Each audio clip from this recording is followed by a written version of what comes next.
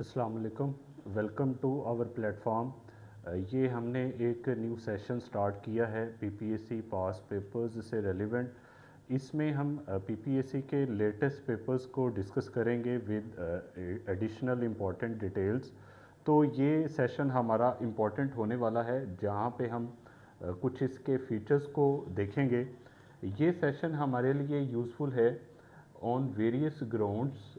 इससे हमें लेटेस्ट पास पेपर्स जो हैं वो मिलेंगे। उसके लेटेस्ट पास पेपर्स के क्वेश्चंस हम यहाँ पे लेकर आए हैं। इसके साथ आपको सेकंड जो एक प्रॉब्लम फेस करते हैं स्टूडेंट्स कि उनको एक्यूरेट आंसर्स का पता नहीं होता, तो हम उनको यहाँ पे एक्यूरेट आंसर्स प्रोवाइड करेंगे। और इसके साथ हम क्या करने वाले हैं, हर एक क्वेश्चन के साथ हम एडिशनल फैक्ट्स, इम्पॉर्टेंट फैक्ट्स जो होंगी वो शामिल करेंगे, जो कि उस क्वेश्चन से रेलिवेंट, जो उसका मेन टॉपिक हो सकता है उससे रेलिवेंट इम्पॉर्टेंट होंगी, वही एडिशनल फैक्ट्स हम यहाँ पे शामिल करेंगे हर क्वेश्चन के साथ।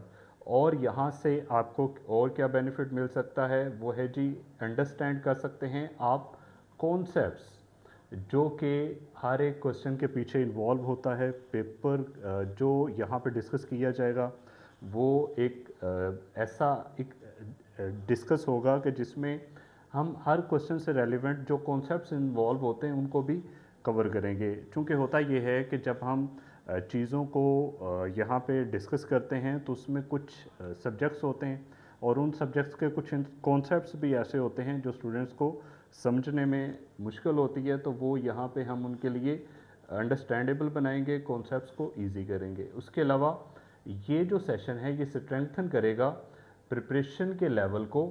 अगर आप मेरे साथ यहाँ पे जुड़े रहते हैं तो हमारा यहाँ पे ये जो सेशन है ये आपकी प्रिपरेशन को स्ट्रेंथन करेगा टू द टॉप लेवल।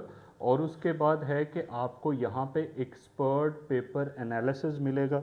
जितने भी सब्जेक्ट्स इन्वॉल्व होते हैं एक पेपर में, उसमें जो भी चीज़ें होती हैं वो सारी की सारी हम यहाँ पर इंक्लूड करेंगे इस सेशन में। तो आपको एक बेस्ट एनालिसिस मिलेगा। और इसके अलावा आप हर एक सब्जेक्ट को इन डेप्थ भी देखेंगे। हम चीज़ों को सरसरी नहीं देखेंगे, जितनी भी चीज़ें होंगी उनको इन डेप्थ देखा जाएगा जहाँ तक एग्जामिनर उस पेपर को या उस सब्जेक्ट को टच करता है।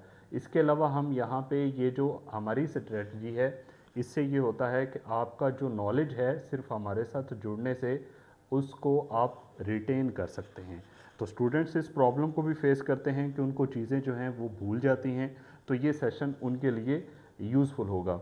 यहाँ पे हम आगे बढ़ेंगे तो यहाँ पे हमारे पास क्वेश्चन है, ये क्वेश्चन है which organization works to reduce tariff and trade barriers. ये क्वेश्चन है और इसका आंसर जैसा कि हमने यहाँ पे प्रोवाइड किया है, वर्ल्ड ट्रेड ऑर्गेनाइजेशन। अब वर्ल्ड ट्रेड ऑर्गेनाइजेशन जो है ये एग्जामिनर के लिए कितनी इम्पोर्टेंट है उसके कुछ आस्पेक्ट्स हमने यहाँ पे शामिल किए हैं जो इंतहाई इम्पोर्टेंट हैं। लाइक एक जो कैंडिडेट है, एस्पिरेंट है, उसको इसकी फाउंडेशन डेट का पता होना चाहिए। तो इसकी एग्जैक्ट फाउंडेशन डेट यहाँ पे शामिल है 1 जनवरी 1995। और इसके अलावा इसका हेडक्वार्टर इंपॉर्टेंट होता है जो कि जिनेवा के अंदर है, स्विट्ज़रलैंड में। यहाँ पे एक चीज़ और एडिशनली मैं शामिल करूँगा वो ये है कि इसका जो एनुअल सेशन है वो हरगिज़ जिनेवा के अंदर नहीं होता। इसके एनुअल सेशंस जो हैं वो स्विट्ज़रलैंड के एक दूसरे सिटी के अंदर होते हैं जिसका नाम यहाँ पे आपको प्रोवाइड कर दिया है। तो ये चीज़ भी एडिशनली आपको यहाँ पे मिल गई। इसके अलावा है कि इसके टोटल मेंबर कंट्रीज़ कितने हैं वो भी इम्पोर्टेंट है। और इसके जो करंट हेड हैं उनका नाम क्या है, ये एक फ़ीमेल हैं जिनका तल्लक नाइजेरिया से है। और इस ऑर्गेनाइजेशन का जो हेड होता है उसको डायरेक्टर जनरल कहा जाता है। कुछ क्वेश्चंस इस सेंस में भी पूछे जाते हैं कि ये जो वर्ल्ड ट्रेड ऑर्गेनाइजेशन है इसके हेड को क्या कहा जाएगा, तो ये चीज़ भी पता होनी चाहिए। इसके अलावा है इसका पर्पज़ यहाँ पर भी उसने पूछा है। तो इसके पर्पज़ में 4 चीज़ें आती हैं। एक है free and fair international trade, इसको प्रमोट करना इसका पर्पज़ है। इसके अलावा ये टैरिफ्स को, कोटास को और अदर ट्रेड बैरियर्स को जो है वो रिड्यूस करता है, जो यहाँ पे पूछा गया था क्वेश्चन। इसके अलावा ये ऐसा फोरम है जो ट्रेड निगोशिएशंस के लिए भी वर्ल्ड के कंट्रीज़ यूज़ करते हैं और इसके अलावा ये ट्रेड डिस्प्यूट्स को भी सेटल डाउन करता है। तो ये वेरियस चीज़ें हमने यहाँ पे एक ही क्वेश्चन के हेड में ये सारी चीज़ें इंपॉर्टेंट शामिल की हैं। तो आगे बढ़ते हैं। यहाँ पे नेक्स्ट हमारे पास क्वेश्चन है, वो है जी विच, ये क्वेश्चन था एलडीए चीफ ऑफिसर पेपर को हम डिस्कस कर रहे हैं, तो इसमें ये करंट अफेयर से रिलेटेड एक क्वेश्चन था जिसमें उसने पूछा है कि इंडियन हिंदू लीडर हैं या प्रोफेसर जो कि क्लियरली स्टेट करते हैं कि India has illegally occupied Kashmir. तो ये जो स्टांस है ये टोटली पाकिस्तान का स्टांस है, पाकिस्तान का ऑफिशियल स्टांस है कि इंडिया ने कश्मीर पर इलीगली ऑक्यूपाई किया हुआ है। तो ये इंडियन प्रोफेसर हैं जिन्होंने यही स्टेटमेंट जो देती हैं। तो ये एक फ़ीमेल हैं, यहाँ पे उनकी पिक्चर भी प्रोवाइड की हुई है। अब इनका नाम है निवेदिता मेनन। ये जो खातून हैं ये प्रोफेसर हैं पॉलिटिकल साइंस की। एडिशनली हमने इनके बारे में कुछ फैक्ट्स को शामिल किया है और इनकी ये जो स्टेटमेंट है कि ये हमेशा से इंडिया का जो ऑक्यूपेशन है कश्मीर के ऊपर उसको डिनाई करती आई हैं, उसको क्रिटिसाइज़ करती आई हैं। तो इन्हीं की स्टेटमेंट है कि इंडिया का जो कंट्रोल है कश्मीर पर वो इलीगल है। और यही स्टांस जो है वो पाकिस्तान का है कश्मीर के ऊपर, कि पाकिस्तान ये कहता है कि इंडिया का जो इसके ऊपर कंट्रोल है वो इलीगल है। तो ये इंडिया में रहते हुए ये प्रोफेसर हैं, इनके बारे में एक क्वेश्चन आया हुआ था। नेक्स्ट हमारे पास क्वेश्चन है एक केबल बीच के बारे में पूछा हुआ है, वर्ल्ड जीके से रिलेटेड क्वेश्चन है। तो केबल बीच पूछा है कहाँ पर लोकेट कर रहा है, तो ये ऑस्ट्रेलिया के अंदर है। ऑस्ट्रेलिया में बहुत सारे बीचेस हैं और उनमें कुछ फेमस बीचेस को यहाँ पे शामिल किया है। हमने यहाँ पे सिर्फ वही बीचेस शामिल किए हैं जो वेरियस पेपर्स में प्रीवियसली पूछे गए। तो ये एक बॉन्डी बीच भी पूछा गया है, वाइट हेवन बीच भी पूछा गया और केबल बीच यहाँ पर क्वेश्चन था। नेक्स्ट यहाँ पे क्वेश्चन है, पूछा गया है कैपिटल ऑफ लाइबेरिया। कुछ कंट्रीज़ ऐसे होते हैं जिनकी कुछ एडिशनल फैक्ट्स भी इंपॉर्टेंट होती हैं, लेकिन यहाँ पे लाइबेरिया एक ऐसा कंट्री है जिसके बारे में इतना ज़्यादा एग्जामिनर्स नहीं पूछते, तो इसलिए यहाँ पे इसको इतना ही शामिल किया गया है कि ये जो इसका कैपिटल है वो मोनरोविया है। नेक्स्ट क्वेश्चन है, China has launched long March 5B rocket. तो ये कब लॉन्च किया था, एग्जैक्ट डेट पूछी गई थी पेपर में, तो ये 29 अप्रैल 2021 है। एडिशनली यहाँ पे इसके बारे में आपको ये पता होना चाहिए कि ये लॉन्ग मार्च 5B रॉकेट जो है इसकी डेट जो पूछी गई है पेपर में, और इसमें क्या था, ये चाइना का एक न्यू स्पेस स्टेशन कैरी कर रहा था। अब ये जो चाइना का न्यू स्पेस स्टेशन था उसका नाम यहाँ पे प्रोवाइडेड है, और आपको ये पता होना चाहिए कि दुनिया का जो फर्स्ट स्पेस स्टेशन था उसका नाम था स्काई लैब। ये स्काई लैब जो है ये यूएसए ने लॉन्च किया था 1973 में, और ये कोलैप्स कर गया था 1979 में। और आजकल पूरी दुनिया ने एक जो स्पेस स्टेशन लॉन्च किया हुआ है उसको कहते हैं ISS, इंटरनेशनल स्पेस स्टेशन। तो ये स्पेस स्टेशन से मुतल्लिका क्वेश्चन है। इसमें एक रॉकेट के बारे में पूछा है जो कोलैप्स हुआ है। तो ये चाइना का एक स्पेस स्टेशन लेकर जा रहा था, उसका नाम यहाँ पे प्रोवाइडेड है, और ये क्रैश कर गया है इंडियन ओशन में। इसके अलावा आपको ये भी पता होना चाहिए, और ये क्रैश की डेट, यहाँ पे उसने लॉन्च की डेट पूछी है तो आपको यहाँ पे क्रैश की डेट भी प्रोवाइड कर दी गई है। नेक्स्ट हमारे पास क्वेश्चन है, ये सन याटसेन एक पर्सनैलिटी हैं, ये फादर ऑफ नेशन हैं, कहाँ के, चाइना के। यहाँ पे इनकी पिक्चर भी प्रोवाइडेड है। ये सन याटसेन जो हैं ये फादर ऑफ नेशन, यहाँ पे इसी तरह क्वेश्चन भी आया हुआ था चाइना का। अब इनका क्या है, इन्होंने जो मॉडर्न चाइना है उसको डेवलप करने में अहम रोल अदा किया था, और जो मॉडर्न चाइना है उसके ये फाउंडिंग फादर कंसिडर होते हैं। और इन्होंने क्या किया है, ओवरथ्रू किया था किंग डायनेस्टी को, और फाउंड किया है क्या, रिपब्लिक ऑफ चाइना इन 1912 में। और आजकल ये क्या हैं, ये ओरिजिनली ताइवान जो था इसी को कहा जाता है रिपब्लिक ऑफ चाइना। तो ये जो ताइवान है ये इन्होंने जो किंग डायनेस्टी को शिकस्त दी है तो उसके बाद जो कंट्री बनाया है उसका नाम ताइवान है। ठीक है। तो आपको पता होगा 1949 से पहले ताइवान ही था जो चाइना की मेन लैंड पर ऑक्यूपाई था। उसके बाद जो है ये चाइना की मेन लैंड जो है आजकल ये दूसरी पार्टी के कंट्रोल में है, उसको भी हम चाइना ही कहते हैं। ये और जो रिपब्लिक ऑफ चाइना है ताइवान, वहाँ की फेमस ये पर्सनैलिटी थी ओरिजिनली। तो आजकल इनको चाइना और ताइवान दोनों की तरफ से ही फाउंडिंग फादर कंसीडर किया जाता है। नेक्स्ट क्वेश्चन है,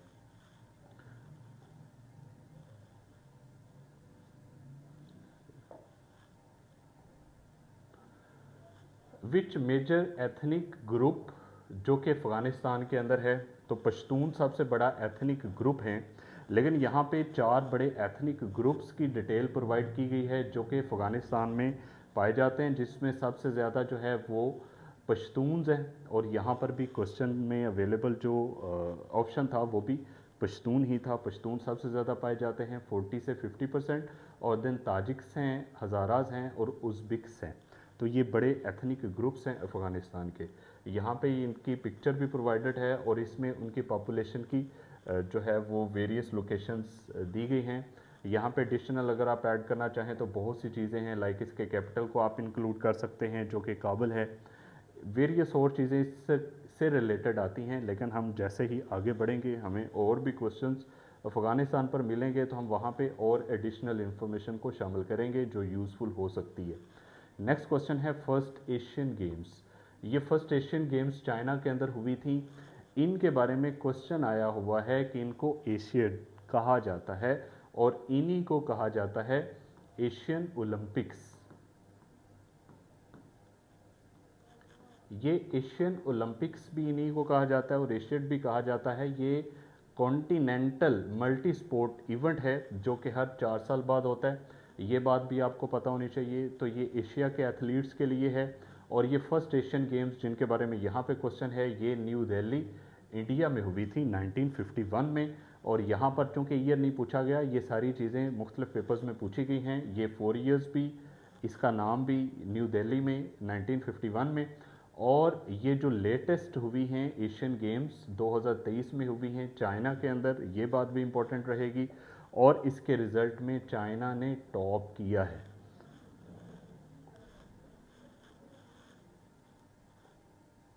नेक्स्ट क्वेश्चन है यासर अरफात का कि उन्होंने अल फतह, ये एक ऑर्गेनाइजेशन है जो उन्होंने बनाई थी, एक पॉलिटिकल ऑर्गेनाइजेशन, आप इसको पार्टी कह सकते हैं।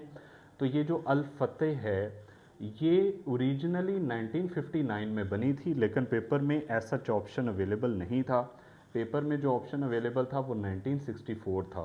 तो यहाँ पर ये जो 1964 है, ओरिजिनली ये 1959 में बनी थी यासर अरफात की तरफ से। तो 1954 में PLO बनी थी जिसका नाम है पैलेस्टीनियन लिबरेशन ऑर्गेनाइजेशन। इसी को अल फतह ने बनाया था। अल फतह इसको कंट्रोल करता रहा है, डोमिनेट करता रहा है। तो ये यहाँ पे मिसकॉन्सेप्शन नहीं है, बस ये है कि ये दोनों में सिनेरियोज़ में आप ये कह सकते हैं कि अल फतह जो है ये शुरू में एक पार्टी बनी थी जिसने बाद में PLO बनाई 1964 में। तो इसी को अल फतह भी कह लिया जाता है। तो इसीलिए यहाँ पे 1964 इसका आंसर था। नेक्स्ट ये है कि यही PLO जो थी, जो फ़लस्तीनियन की एक बड़ी पॉलिटिकल पार्टी थी, उसने फिर ओस्लो अकर्ड्स साइन किए जो बहुत इम्पोर्टेंट हैं। ये एक पीस एग्रीमेंट थे इज़राइल और फ़लस्तीन के दरमियान। ये जो फ़लस्तीन को रिप्रेजेंट करने वाली ऑर्गेनाइजेशन थी उसका नाम PLO था और इज़राइल के प्रेसिडेंट थे वहाँ पे। ये 1993 और 1995 2 साल ये नेगोशिएशंस चले हैं। उनको ओस्लो अकर्ड्स का नाम दिया जाता है। यहाँ पर यासर अरफात जो हैं ये PLO को रिप्रेजेंट कर रहे थे और दूसरी तरफ ये उनके इजरायली प्राइम मिनिस्टर थे जो कि इज़राइल को रिप्रेजेंट कर रहे थे। और ये ओस्लो नॉर्वे के अंदर ये होता रहा है और इसके नतीजे में एक पीस डील हुई है। और इस पीस डील के बाद जो है वो पैलेस्टीनियंस ने, PLO ने इज़राइल्स राइट टू एग्जिस्ट जो है वो एक्सेप्ट किया। और उसके बाद इज़राइल को जो है वो सेपरेट उनकी अपनी गवर्नमेंट को PLO ने एक्सेप्ट कर लिया और PLO को इज़राइल ने एक्सेप्ट कर लिया। तो ये एक मुआहदा हुआ था। इसी के नतीजे में इन दोनों पर्सनैलिटीज़ को 1994 में नोबेल पीस प्राइज़ भी मिला। तो ये सारी चीज़ें अल-फतेह से हमने यासर अरफात पर मेन टॉपिक लेते हुए डिस्कस की हैं। ये सारी चीज़ें वेरियस पेपर्स में वेरियस क्वेश्चंस में पूछी गई हैं।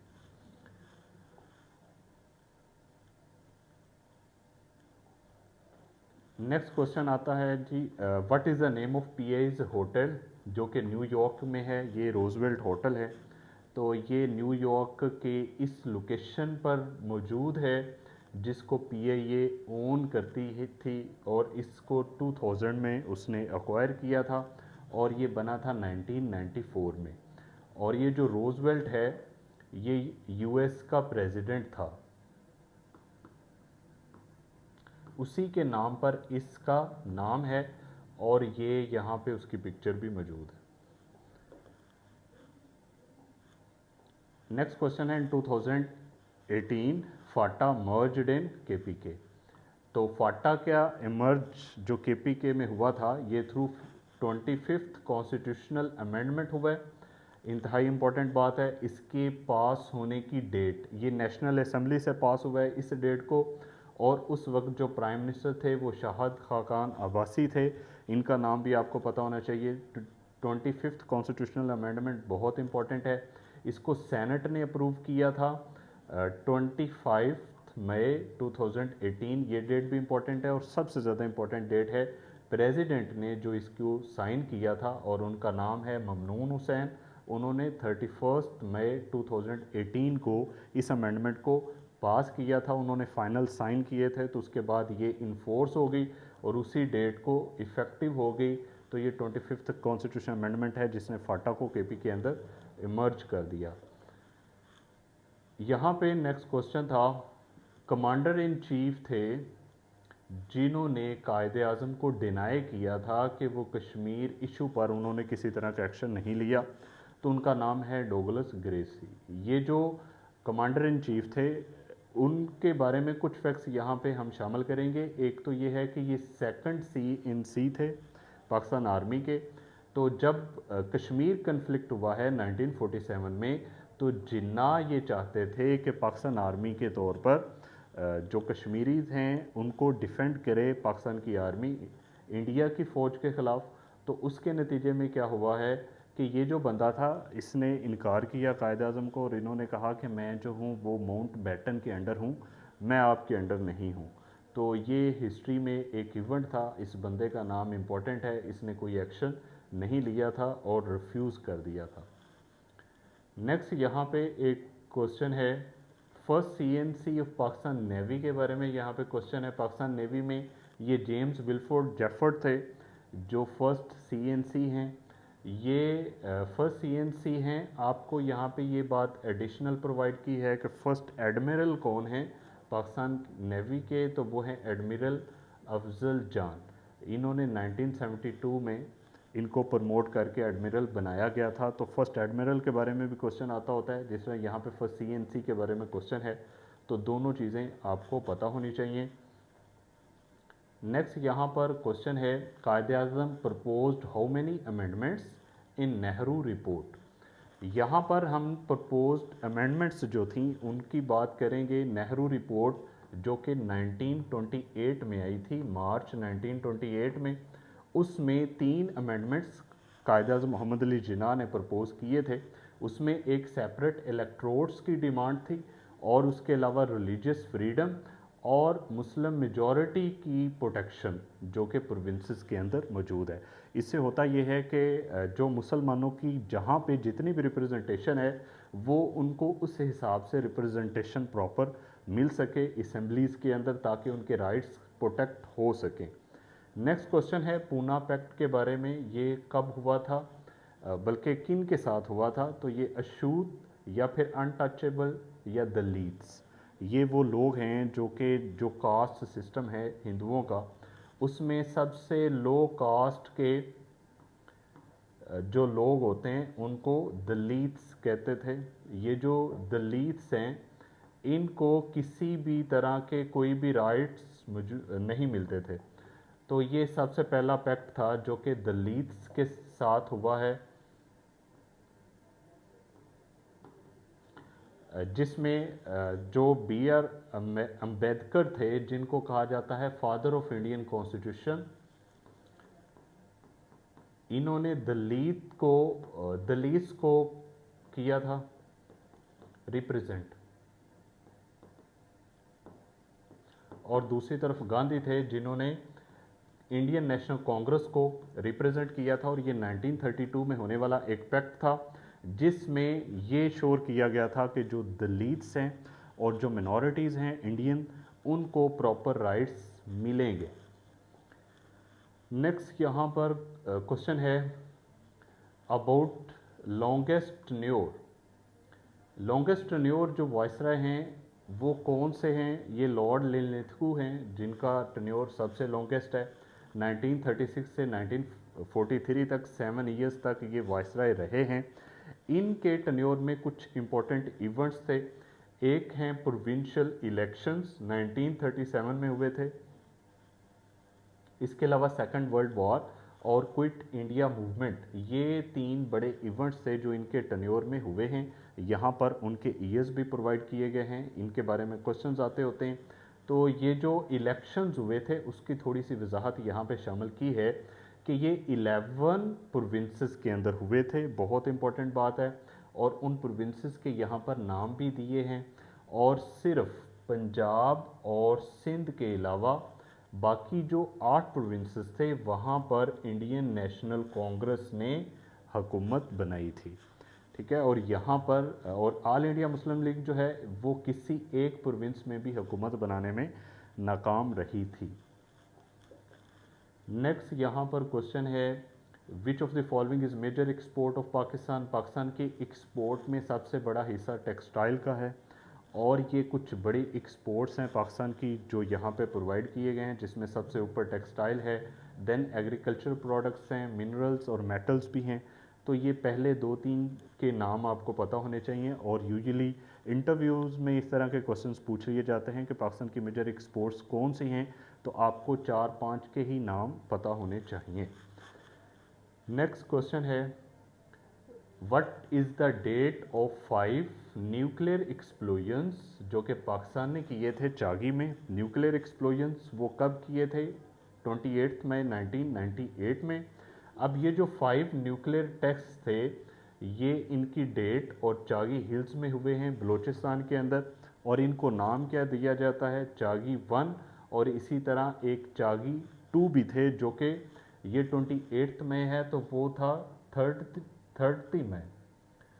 ये 30 मई को होने वाला जो था उसको कहा जाता है चागी 2। इसको ज़्यादा लोग नहीं जानते, ये 1 को जानते हैं, इसके नाम का भी पता होना चाहिए। नेक्स्ट, पाकिस्तान के जो न्यूक्लियर प्रोग्राम के फादर जिनको कहा जाता है वो डॉक्टर अब्दुल कदीर खान हैं। इन्होंने इंडिया ने जो न्यूक्लियर टेस्ट किए थे मई 1998 उसके रिस्पॉन्स में किए थे, और उन्होंने ये किए थे 18 मई 1998 में। तो उसके रिस्पॉन्स में पाकिस्तान ने 28 मई 1998 को किए हैं। तो ये दोनों डेट्स इंपॉर्टेंट हैं। और इंडिया के जो एक्सप्लोजन्स हैं उनके बारे में क्वेश्चंस आते हैं। उन्होंने एक ऑपरेशन का नाम रखा था स्माइलिंग बूडा। अब ये 1974 में होने वाला ऑपरेशन था जो कि इंडिया का फर्स्ट न्यूक्लियर टेस्ट कंसीडर होता है। उसके बाद उन्होंने ऑपरेशन शक्ति के नाम से 1998 में किए थे, जो कि हमने यहाँ पे बात की है। उसके रिस्पॉन्स में फिर पाकिस्तान ने किए थे, और ये वाले जो थे वो पोखरान में हुए हैं राजस्थान में, और इनको पोखरान ऑपरेशन का नाम भी दिया जाता है। तो इंडिया के दोनों टेस्ट उनके नाम इम्पोर्टेंट हैं, पूछे जाते हैं। अब बात करते हैं अगेन पाकिस्तान की। पाकिस्तान जो है फर्स्ट इस्लामिक और 7th वर्ल्ड न्यूक्लियर पावर बन गया था 28 मई 1998 को। और ये जो पाकिस्तान की डिवाइस है वो यूरेनियम बेस्ड है, और इसी डे को पाकिस्तान के अंदर यौम तकबीर या फिर डे ऑफ ग्रेटनेस के नाम से जाना जाता है।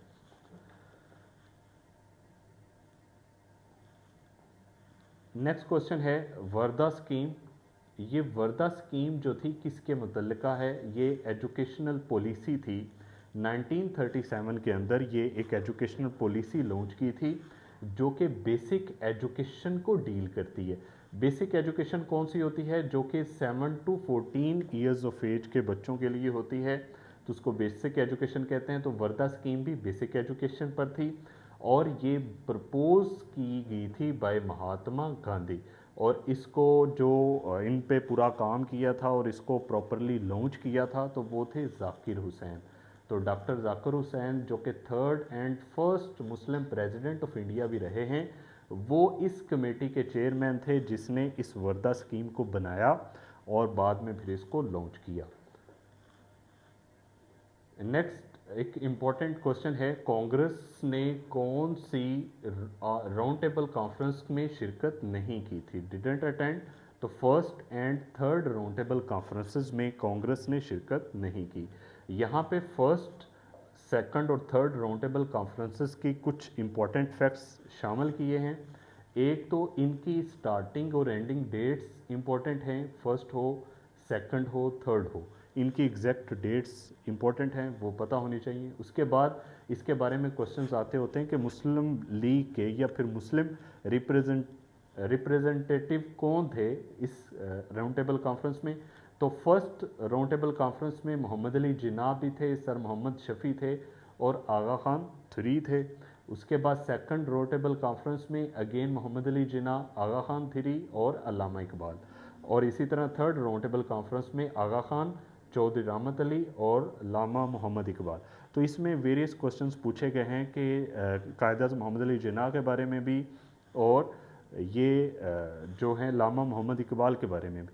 तो अल्लामा मोहम्मद इकबाल ने सेकंड और थर्ड को ज्वाइन किया है और कायद-ए-आज़म ने फर्स्ट और सेकंड को ज्वाइन किया है। तो ये सिर्फ गांधी थे जिन्होंने सेकंड राउंड टेबल कॉन्फ्रेंस को अटेंड किया था। That's all for today. Thank you very much.